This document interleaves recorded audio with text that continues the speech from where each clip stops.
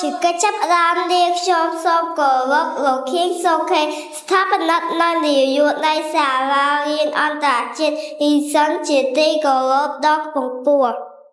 សូមគោរពគណៈកម្មការលោកគ្រូអ្នកគ្រូជាទីគោរពសូមគោរពមិត្តភ័ក្តិសិស្សានុសិស្សទាំងអស់ដែលមានវត្តមាននៅទីនេះជាទីគោរពនិងរាប់អាននាងខ្ញុំឈ្មោះអៀវជីងជាសិស្សថ្នាក់ទី3កូននៃសាលារៀនអន្តរជាតិអ៊ីសិនថ្ងៃនេះនាងខ្ញុំពិតជាមានអារម្មណ៍រីករាយខ្លាំងណាស់ដែលបានឡើងមកចូលរួមប្រកួតអំណាចថ្ងៃនេះហើយនាងខ្ញុំនឹងលើកយកអត្ថបទអំណាចមួយមកអានគឺសិស្សឧស្សាហ៍សូមអង្គវេទិកាទាំងមូលចូលរួមស្ដាប់ដូចតទៅ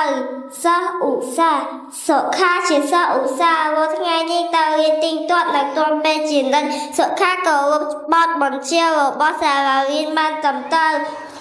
ក្នុងថ្នាក់រៀននេះយកចិត្តទុកដាក់ស្ដាប់គ្រូបញ្យលនៅហ៊ានជំរាបសួរគ្រូនៅពេលបញ្យលពេលខ្លះនាងជួយបញ្យលមិត្តរួមថ្នាក់ដែលរៀនយឺតទៀតផងសុខាតែងណែនាំមិត្តភ័ក្តិកុំឲ្យដើរលេងផ្ដេសផ្ដាស់នៅផ្ទះសុខាខំធ្វើរំហាត់អាសៀវភៅសិក្សាសើជាវនិងជួយធ្វើកិច្ចការផ្ទះឪពុកម្ដាយសុខាសប្បាយចិត្តណាស់ព្រោះឃើញកូនខិតខំរៀនសូត្រនិងទទួលបានលទ្ធផលល្អជាទីក៏ចិត្តជាទីបញ្ចប់នេះសូមថ្លែងអំណរគុណដល់អង្គវិធីទាំងមូលដែលបានចំណាយពេលវេលាដ៏មានតម្លៃយកចិត្តទុកដាក់សក្ការៈរបស់នាងខ្ញុំតាំងពីដើមរហូតដល់ចប់នៅពេលនេះការអានរបស់នាងខ្ញុំបានបញ្ចប់សូមអរគុណ